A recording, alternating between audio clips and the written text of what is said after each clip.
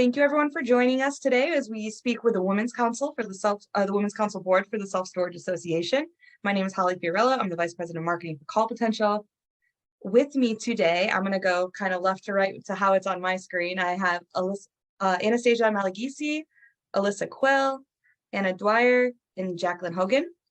And I would love it if you ladies would give just a 1-minute intro on what you do and how you are involved with the Women's Council. Anastasia, would you go first, please? Sure, and thank you for having us on today. Really appreciate it. I am a business development manager for Life Storage based in Buffalo, New York. And at the time, it was 2015, I started working at the Self-Storage Association. And maybe about a year or so later, I want to say Teresa Gallus, who's not on the call with us today, approached me about formalizing the Women's Council. And because I was helping to run committees and I was director of marketing and outreach at the SSA, she proposed, putting this together. She had a few fellow women colleagues that were in support of it also. And essentially, just from my perspective, it went in front of the board. Alyssa Quill was on the board at the time. And I think, unanimously overall, the association was just really supportive about starting the council. It's informal. You don't have to pay to belong to the council. You can attend our educational events and networking events. And, again, from my perspective, I started in the industry in 2004, and I remember sitting at tables at dinner sometimes where I might be the only woman and also the only person under 40 years old. So I think just perspective on how far our industry has come and the support that we get to recognize all the fabulous leaders, whether they're male or female, but just to have a council to highlight some of the awesome people that are out there. Wonderful. Thank you. Alyssa. Hi, I'm Alyssa Quill. I'm the CEO of Storage Asset Management, or SAM, as we call it. I've been in the storage industry since 2001, and I've been very fortunate to work for some great companies before starting SAM, and for some great people. So I got involved with, as Anastasia was talking about, with the Women's Council right from the start, thanks to Teresa. So Teresa really, I wish she was here. She's on our board too, but can't be here today. But she took what some people were doing organically and said, let's make this, more of a system and have it tied to the SSA. And I was, as Anastasia said, I was on the board of the National Self-Storage Association at the time. And so she asked me for a meeting to say, hey, would like to pitch this to the board. What do you think about it? Do you think it could work? Do you think it can't work? Can you help support us? And so I was thrilled to help. I think it's a great idea. And it was probably the easiest thing ever for the board to approve as well. So it was great. Well, thank you for doing that, because I very much enjoy going to them. That's fun. Anna, how about you? So thanks again for having us. My name's Anna Dwyer. I work, I'm one of our vice presidents of investments at Simply Self Storage. I actually have a little bit different path to storage. I grew up in the industry, so my family were kind of one of those mom and pop owners. So I've been going to storage sites for as long as I can remember. In my first storage conference, I was 22, and I was working with a different company at the time, Cityline Capital. And I was a junior analyst there when we first started.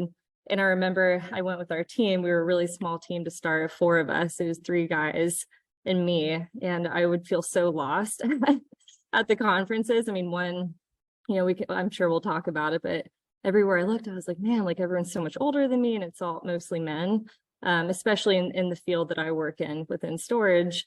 And I remember it was actually the very first breakfast I went to at a storage conference. And Anastasia, I think you were still working at the SSA, and you were doing like the breakfast that they host for the newbies. I was like, wow, this is so cool. Like I should get to know her. Like she's running the show. And so, I've been to quite a few conferences over time, and I'm actually one of the newest members of the Women's Council. So, my perspective is a little bit different. I was someone that was just attending all the conferences. And it was, frankly, it was kind of like a refuge, you know, when you go to these trade shows, so many meetings, and nothing wrong with them. I love them, but to be able to, you know, be in a room and meet with other women and kind of have that safe space, you know, so I just got to know everyone over time, and, you know, look to different people for mentorship, which happened, you know, both organically and also through the Women's Council. So I joined the Women's Council, I think it was maybe a year and a half ago now. But it's been amazing seeing how much growth has been, you know, going on in the storage industry, and a lot of thanks to this council, you know, over time, seeing other women, especially, you know, in the investments field and all over, you know, it seems to be growing a lot. So the council has personally helped me a lot so far, both, you know, professionally and also socially. So super happy to be here and part of the group. Thank you. And I know, I think the last Women's Council that I went to, I looked around the room and I was like, wow, there's so many of us now. That's in the industry. That is so wonderful. Jackie, how about you? Yeah, sure. Hi, everyone. Jackie Hogan. I've been with CubeSmart for, I guess it'll be almost 16 years. I was on the marketing team, operations, third party since we started it in 2010. And I credit a lot of everything that's been going on with the Women's Council to Teresa Gallus and her efforts. I mean, I remember running past Teresa at a conference, and we all know how it goes. It's the quick hug.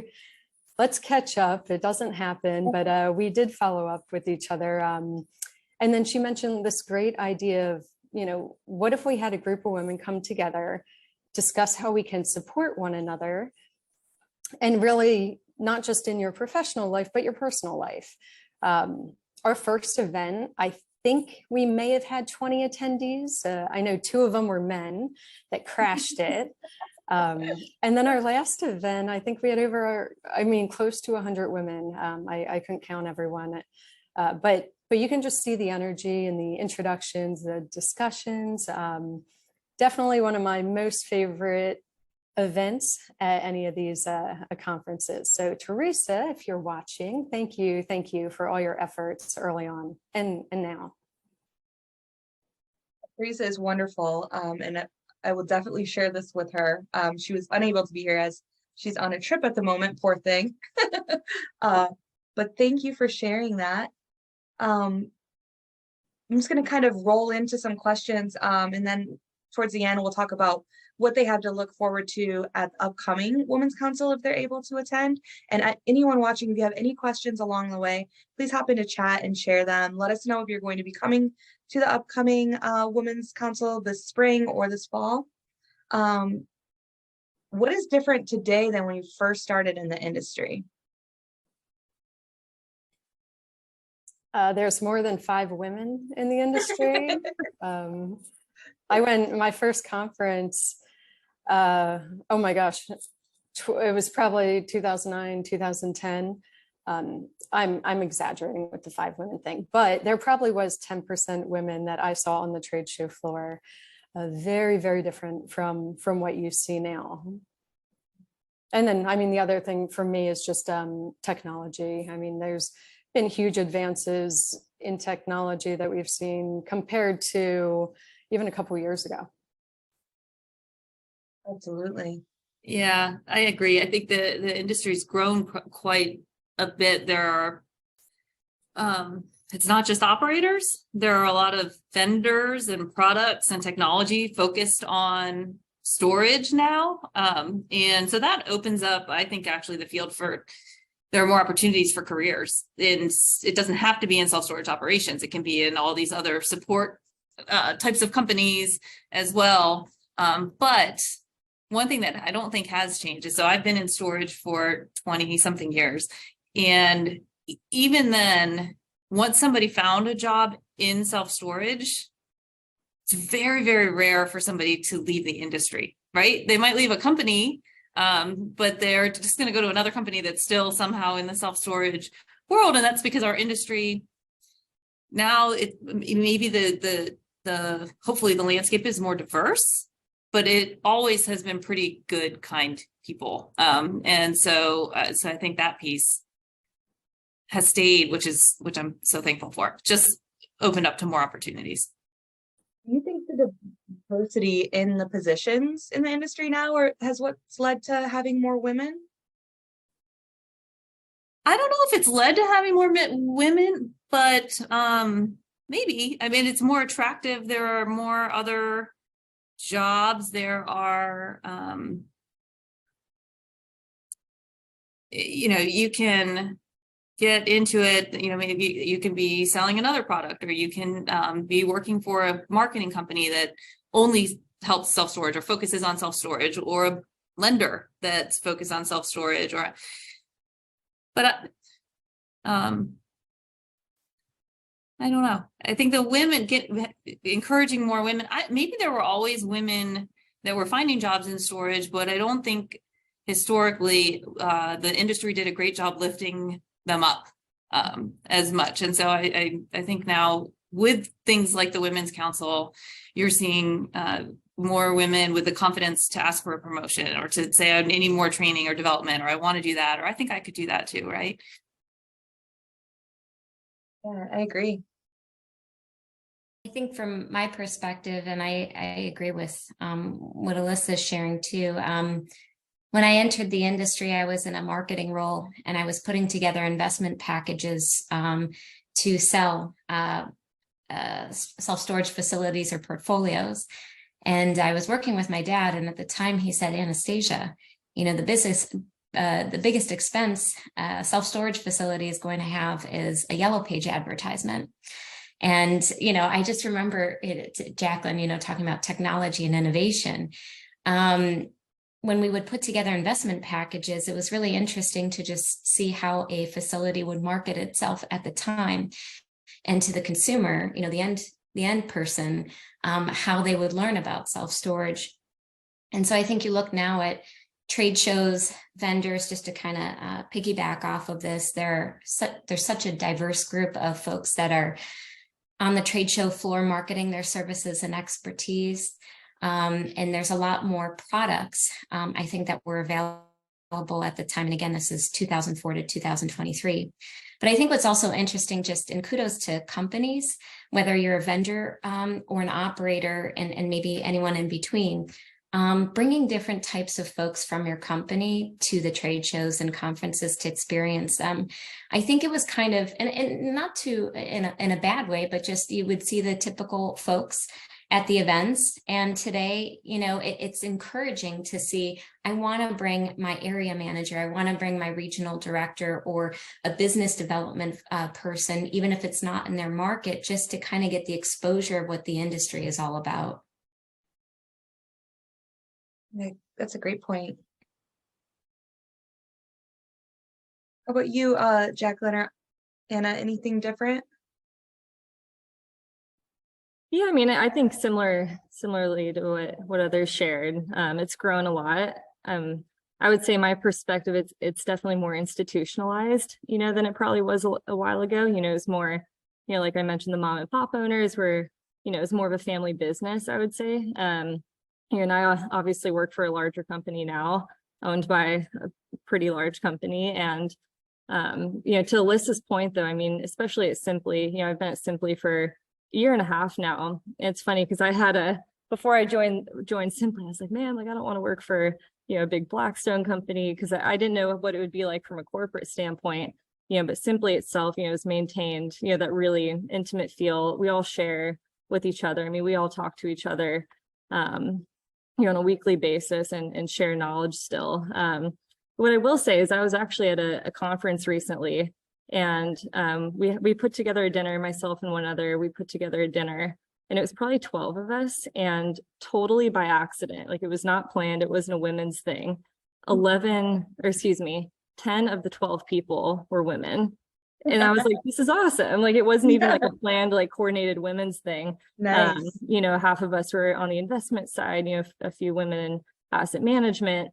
And that was actually a really cool moment, because I think that's the first time in my career so far where that's happened, like truly organically, like not a planned women's thing. So I think it's evolving a ton, even in like the shorter period that I've been in the space. So that's been really, really fun to see.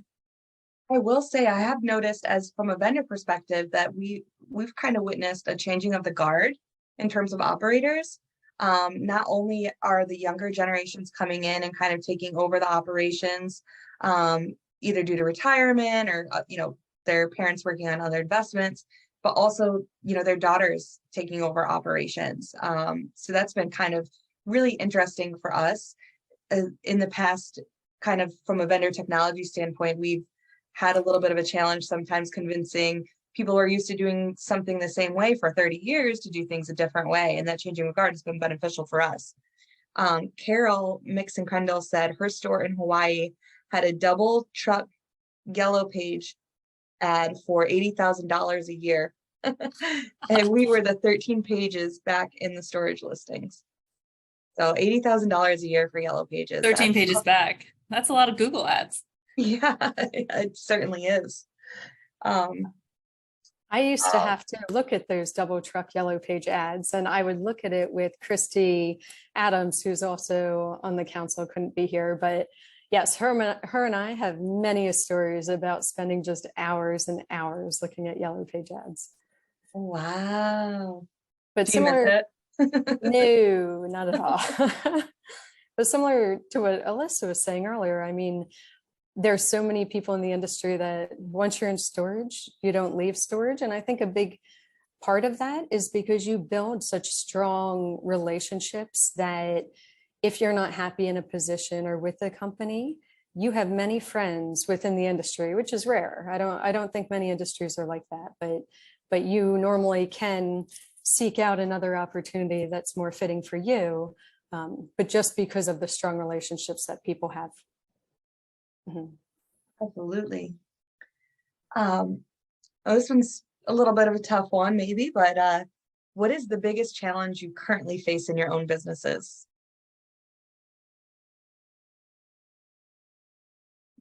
I can go first if you want.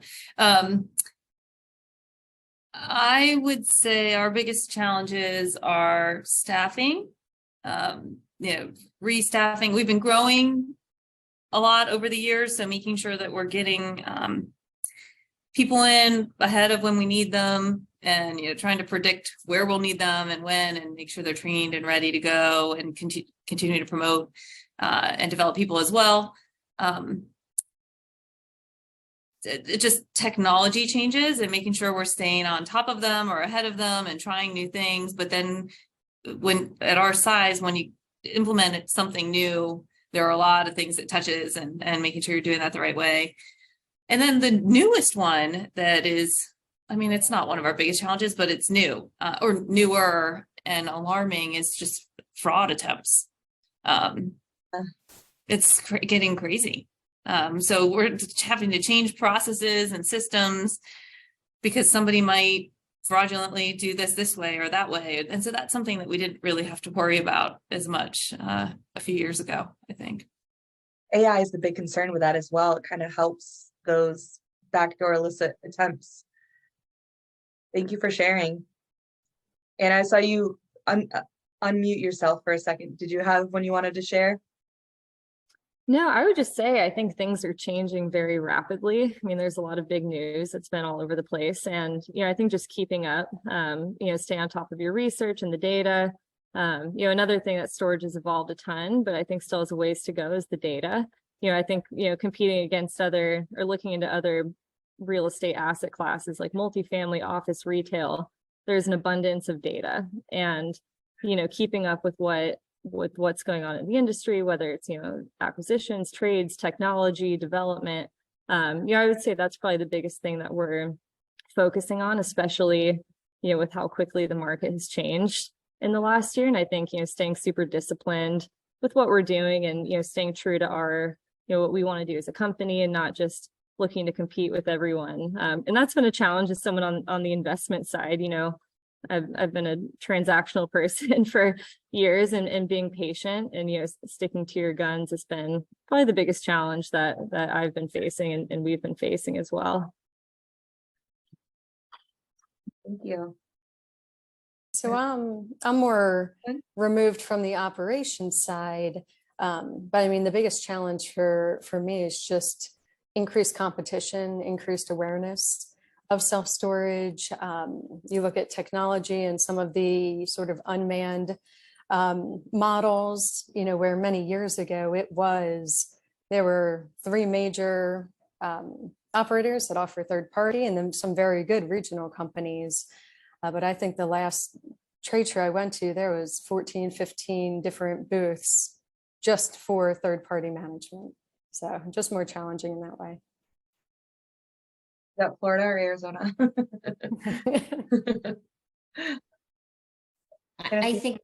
I would agree with that everyone's sharing, but just to pick a different area, things are normalizing post-pandemic, for example, putting together, I'm on the third party management side also, and, putting together projections for clients and also balancing expectations of what's going to happen with rent growth or not growing rents, and just what the foreseeable future looks like. Gardaí just came out with their February 2023 report, which talks a little bit it's a very interesting monthly report, but it talks a little bit about the lack of rent growth industry-wide, and then comparing that to the SSA demand study, which I highly recommend folks reading because it's a post-pandemic, a research study that's being conducted on consumers of self-storage. And so you have the challenges of maybe an unmanned facility like Jacqueline was sharing, or just, things that are evolving in the industry and managing expectations with clients. But then also, what does the growth look like? When I was not with Life Storage at the time, but one of the technologies they developed before the pandemic hit and not anticipating it was a Rent Now platform, renting fully from your mobile device or your computer to complete the rental process. And we're even starting to see some of the activity from that normalize. So how are folks renting today as opposed to a year and a half ago? Wow, that's awesome. I can't wait to learn about that as well. What advice do you have for women just starting out in self-storage?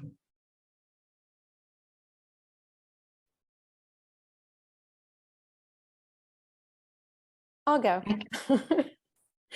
I would say be vulnerable and just ask questions. I mean, there's so many established women in the industry, and friendly. It's very friendly industry. I'd say network, even if you're shy. I mean, there's so many great opportunities at every SSA conference and some of the smaller state shows. Meet up for coffee with a few women or go to one of our SSA council events, and really just learn from others. I mean, it's, some of the biggest competitors for me in the space are also my closest friends in the industry. So just always be vulnerable, be open to learning from those around you. Great tip. That's good advice. I agree with everything you said, Jackie. I would say too, and I would give the same advice to a young man in the industry. So it's not just for young women, but is just be smart, work hard, and be confident. You deserve a seat at the table you're at. And so don't worry about what other people are thinking. They invited you to that meeting or that role or that position or that best practice group or whatever it is for a reason, and be confident that you belong there. So piggybacking off of that, Alyssa, so on the flip side, actually, I was here in Orlando for a meeting last week, and it was a big board meeting. I actually had a portion of the meeting where I had the floor, like I was on the schedule, so I had every reason to be there, and, walked into the big boardroom meeting, and it was 25 men and me, and I sat in the back corner, and like one of the, when the room is overflowing, and I sat there and I was like, Anna, come on, like, why did you do this? And I think sometimes it's natural to do that. You're like, oh, like, I don't know if it's me reverting back to, when I was a young analyst, or if it's, I felt shy for being the only female in the room. And I'm like, why didn't I sit at the table? Like, I have a pitch in an hour. And, but what was funny is the guys on my team were like, why are you sitting in the corner? And I'm like, I don't know. And I did that to myself. Like, no one made me sit in the corner or, like eyeball me to go that way. They're like, what are you doing? And I was like, I don't know. So, I would say, and another reason why I like this group is just because you're a woman or you're in a women's group, it's not anti-men, and some of my best mentors are all men. I was actually, when Simply was bought from Blackstone, my boss, I was their first hire and I'm a female. So, I think my advice is don't do it to yourself, because it's easy to do sometimes where, you might lack some confidence or, feel kind of like the odd man out. But, I think it's easy to point fingers like, well, like it was all these men, but it's not, because we're not trying to hire women, so that would be my advice is don't, it's hard to have confidence sometimes. I mean, no one's perfect, but I would say don't do it to yourself, because I also think there's a lot of really great men out there that, want to build us up. And, it kind of made me feel good that they're like, Anna, like, stop, like, I'll trade with you, so I was like, oh man, like I had to catch myself in that moment to make sure I don't do that. But yeah, I would piggyback off that, Alyssa. I've been there and done the same exact thing, or been afraid in a meeting with a bunch of people that have more experience and maybe they're more male. And I think I have a thought, like something I wanted to add this years ago, but thought, I mean, if I know this, clearly they all know it. They've been here longer and they're going to think I'm just trying to add to it. But over time, I guess I gained more confidence and got over that maybe too much. But it also takes confidence to ask the questions, like Jackie said. So, don't be afraid to talk to people and ask questions. That takes it. You have to be willing to say like, hey, I don't understand what you guys are talking about. You're never going to learn it unless you ask someone who does. So that takes guts. Absolutely. I was I would get red in the face. I would sweat. I would have all these symptoms of being a nervous person to put myself out there. I was pretty closed off, and it's not something that actually goes away. It's just something I notice and recognize and work through. And I will say one of the things that has been instilled in me by my parents is to have a good work ethic. And so if you're a shy person like I was, and I still can be, but I think I'm a little more out of my shell, get involved in work, like get involved in projects, ask to be involved in the conversation or and this kind of touches on Anna's vulnerability, but if you care about the work that you're doing, get involved that way and learn, ask questions, ask to be assigned to projects, and when it feels right, maybe to, have a goal in mind. So when you're sitting down with your boss or the person that you report to, have a goal that you proactively share with them so that they understand what you're looking for in the short and long term. And, there's plenty of opportunities with the SSA specifically to get involved in the Young Leaders Group, to meet other folks if you're attending the conferences.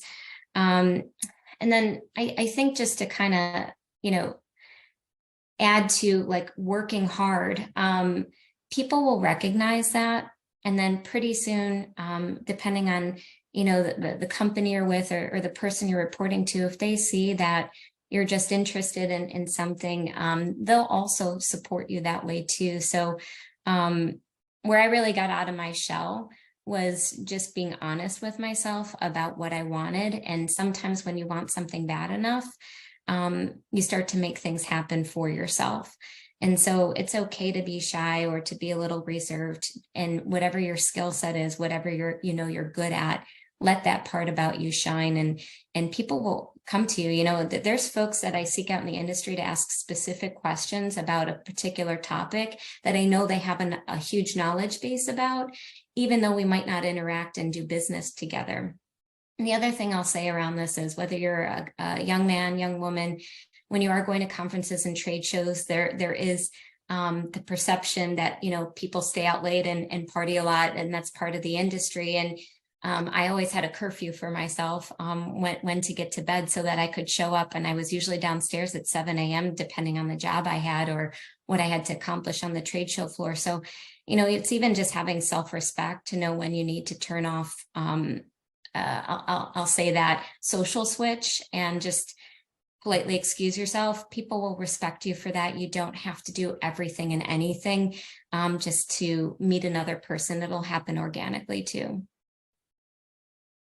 Yeah, that's an excellent point. I definitely remember in my early 20s, which were, last year, of course, 10 years plus, thinking that I had to be everywhere all the time and coming home on my deathbed exhausted. So Anastasia, thank you for sharing that. There's always opportunities, and take care of yourself while you're out doing those things. I think you all had excellent points on tips for anyone starting in the self-storage industry and for anyone in the Women's Council as well. So thank you for sharing that.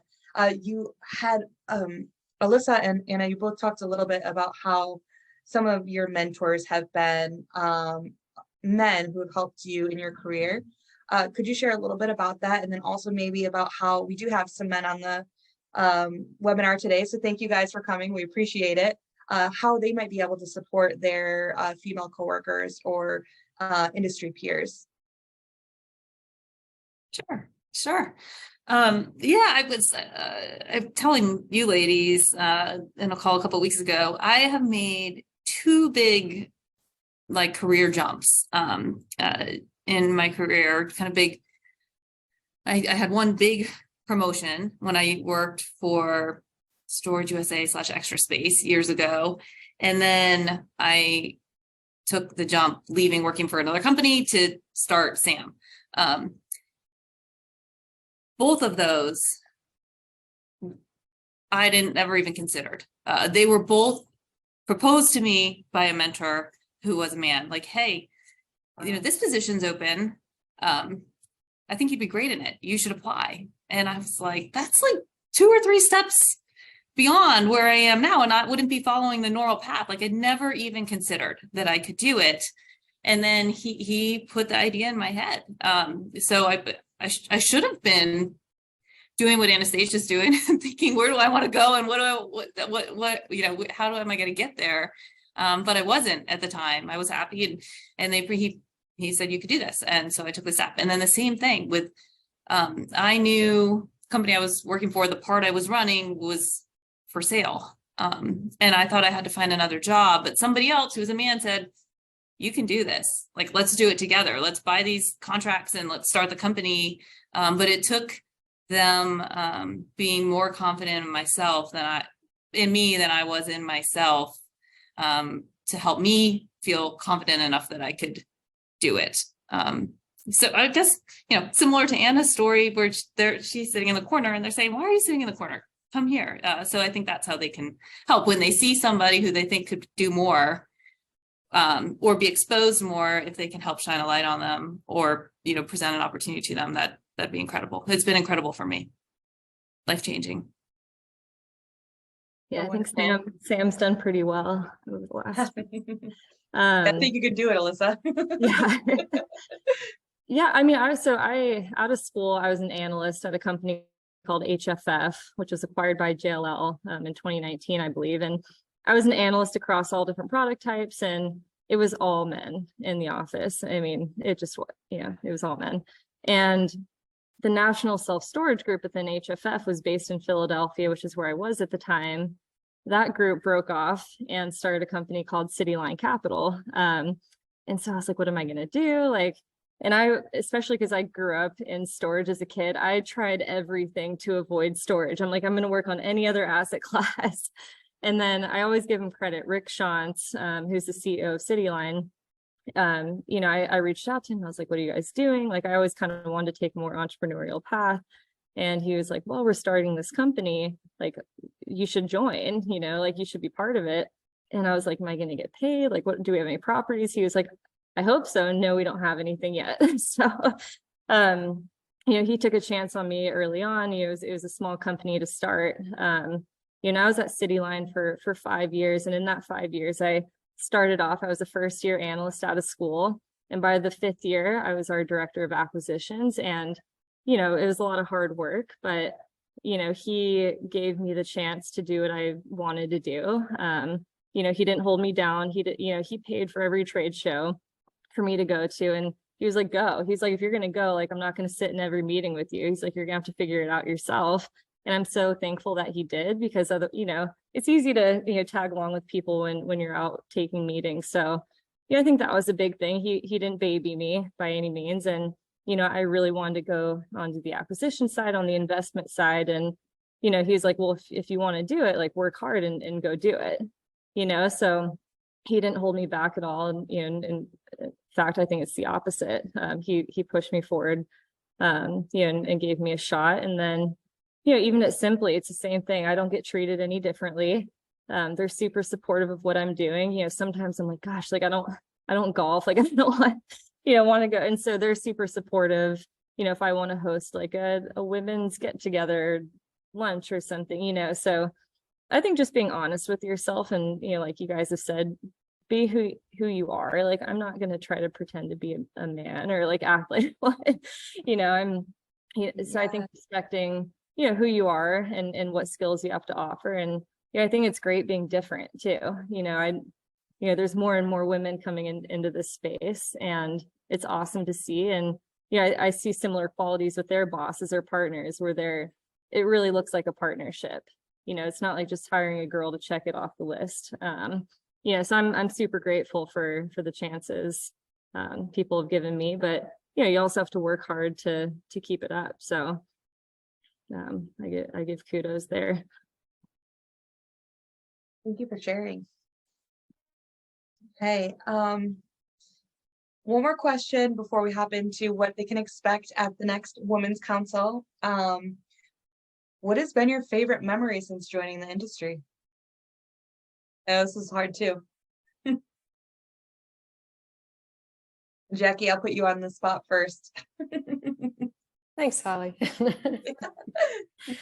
Oh my gosh, I have so many favorite memories. I mean, I think most of them are just around connections that I make outside of trade show hours, outside of meetings. I mean, that's when you really get to know people. And it's events like this, but it's also just the organic meetups. Oh, have you met this person yet? And then you really get to see that same person over and over again at different shows. I say it all the time. I feel like conferences are one big family reunion. So I get excited to go to conferences. I'm exhausted by the end, but I do get excited to go. But I just feel like, I mean, you can always be just learning from those around you. So I really enjoy those conversations. I don't think I have just one favorite. I have a lot. That's perfect. That means we're having a good time out there. I'm like a dinosaur. I feel like I've been in the industry for quite a while. So it's hard to pick just one good one. Perfect. So Scott Warden says, I appreciate this panel discussing their journey. As a father of 2 teen women, I want them to have more opportunities to succeed. Thank you for sharing. And Donna McDonald shared, thank you, Anna, for your honesty and vulnerability. So, and thank you, Jackie, for going first on your favorite memory. Would anyone like to go next, or should I I'll pull out the go. hat? Okay. I appreciate Jackie going first because I had to think for a moment. It's hard to narrow down one, but when I worked at the association, the National Association, Tim, the president and CEO, tasked me with going out of my comfort zone to reach out to a few different operators and create an industry video to shed some light on folks that maybe on the government relations side or on the consumer side, what is self-storage? And so we had reached out to Compass and a couple other operators, and I was living in Buffalo. I still live in Buffalo, but I had a videographer come into town, and we went to Cleveland and shot film at a few different facilities, all different makeups. One was an inner city, an urban property. The other was, your typical suburban project drive up where they still had an apartment on site. And each operator walked us through the facility. There were a few videos we did. We did one in Florida, but it was really just interviewing the consumers that use self-storage, and then also some business owners of self-storage. And it was pretty cool to see at that time. In the averages changed a little bit, just about 20% of users of self-storage, at least the facilities we were at, were small business owners. And one was a nonprofit, a woman who provided tennis equipment to local inner city children so that they could learn how to play tennis. Another guy, a woman had a closet, or excuse me, a blinds business. I forget what the company name was, and she stored all her equipment in there. And even though I had worked for the association, worked in the industry, I don't think I fully understood what it's all about and a consumer, like the uses of self-storage and how important it is to a local community. In other words, if 20% of your business is 20% of your business is small business owners, and you don't have access to something like that, and they can't afford a retail location, office space, it really opened my eyes to, so then you go down the path of government relations where you're advocating to make sure that there's accessibility to self-storage in a local area, and who actually gets impacted by not having it. So that was a really cool experience. And I appreciate Tim, having the trust in me to put something like that together. But I will say it really was the videographer. He made the video look pretty good. But I think that was one of my cool and favorite memories. Oh, that's wonderful. I think everyone needs to be reminded of that.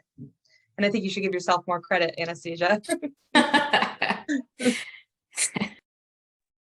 I would say my favorite, kind of back to the story I was telling you, I really, really wanted to be in acquisitions, like from day one. And I was an analyst at the time. We didn't have any other analysts. And I went to my boss and I was like, what can I do? Blah, blah, blah. And he's like, well, like, until we hire another analyst, you can't like start doing another job. Like he's like, but if you bring a deal in, like, we'll run with it, So I was like, cool. So I went into, it was like one of the storage magazines. And I was like, okay, I'm just going to try a cold call. And it was like the first property on the list. It was like 123 self-storage is a property in Loveland, Colorado. And I was like, why am I so nervous? I don't even know this person. I cold called him, stuttered the whole way. I was like, like, Oh. I'm Anna. Like, it was so bad. And he started laughing. And I was like, I'm going to be completely honest with you. I am cold calling you right now, and I don't know what I'm saying. And I'm very nervous. He's like, why are you calling me? I was like, I want to buy your property. And we like started laughing about it. I'm like, I'm so sorry for wasting your time. Like, that was horrible. So anyway, that was my very, very first cold call, literally. And we ended up buying that deal like 4 years later. I picked up the phone, called him again. I was like, hey, remember me? He was like, how could I forget? And Alyssa, that's that Loveland deal that we bought. I remember. That's awesome. That was a really fun memory because it was funny how it came full circle. And this is more of a silly memory, but at one of the storage conferences, it was the ski conference, actually, a group of us took lunch table trays and slid down the hill on them. And that was really, really fun. I was like, wow, this is I think it was my first ski conference too. And I was like, wow, like, these people are awesome. So those would be mine too. For some of the people. That's awesome. So wholesome. That's awesome. Oh gosh, it's like Jackie, it's really, really hard to pick a favorite memory, but the one that like crazy story that that pops in my head a lot. Years ago, one of our clients bought a loan, a loan on a storage property, and then pushed them into bankruptcy because they weren't making their payments, and then said, hey, this finally pulling the bankruptcy lever, and I need you guys to be here Saturday morning at this property because I'm taking it back. So can you manage it? So it's like many states away from where we were at the time, and we were much smaller. So I went and I'm like, all right. So I show up at the property to start running it the day after the bankruptcy was official. And everything was gone. The gate, all the cameras, the toilet paper, the computer, the leases, they took everything. And the manager who had been working there and running it was there. And I learned that day she was married to the owner of it, that like the bankruptcy happened and they were going through a divorce and it was ugly as can be. And so she was working there and making some money, and I'm like, oh my goodness, I like walked into a big mess. Well, she ended up crying and leaving, like just walking out in the middle of the day. And I remember calling my husband. We had 2 little kids at the time. And I was like, I might be living in Chattanooga for a while, honey. Sorry. Like, I don't know when I'm coming back. I don't have anyone to work here. The woman ended up coming back an hour later. She just needed to like catch her breath. Coming back an hour later, working for us for years.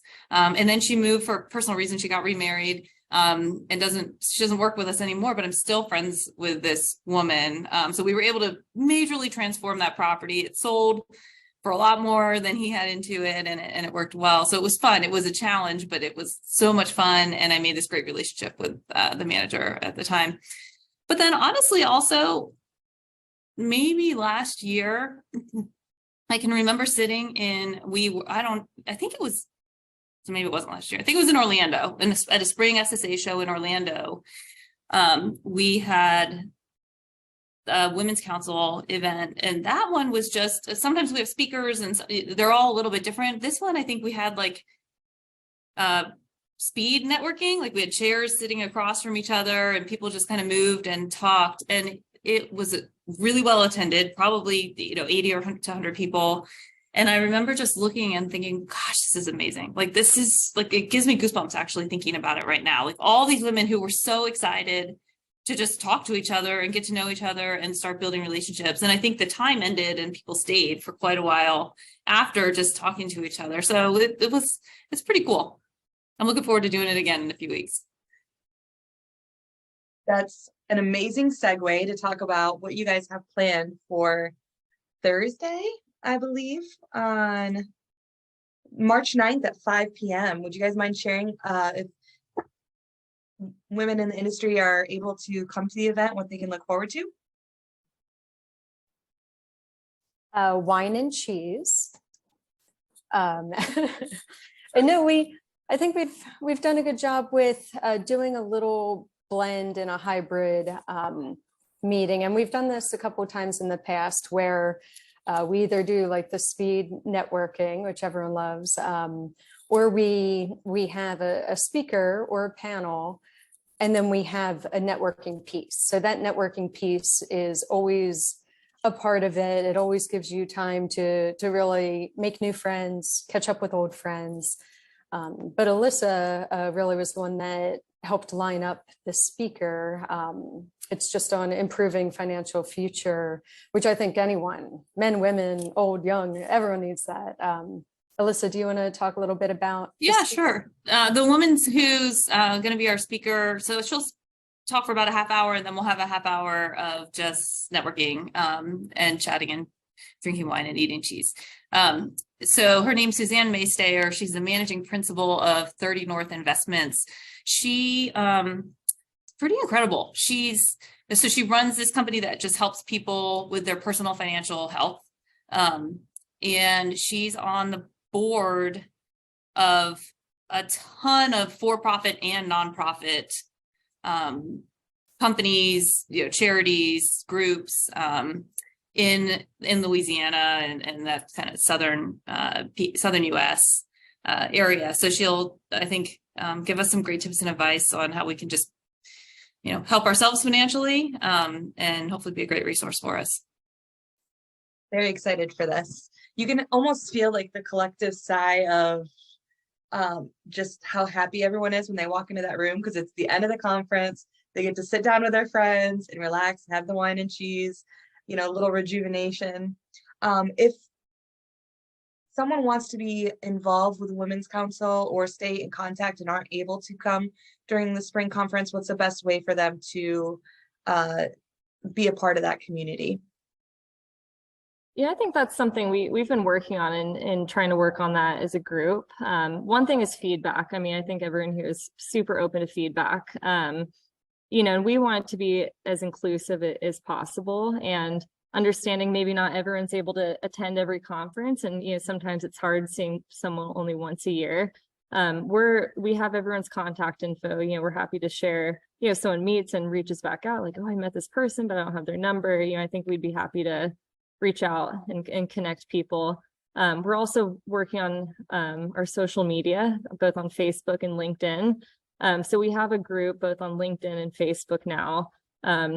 We really want to encourage people to actually post in it saying like, hey, like I'm going to be in Arizona or Orlando, like whether it's for work or not, and just say like, does someone want to grab a coffee or, so we want to also help with connections outside of the trade shows. And then within the trade shows, I mean, as far as getting involved, it's really just showing up, I think, and participating and, trying to network and, stay connected with people throughout the year. I think a lot of it will just happen organically for people with participation. Thank you. Well, ladies, thank you so much for taking the time to spend with us and share so much on your backgrounds in the Women's Council. And I'm so looking forward to seeing you in a couple weeks.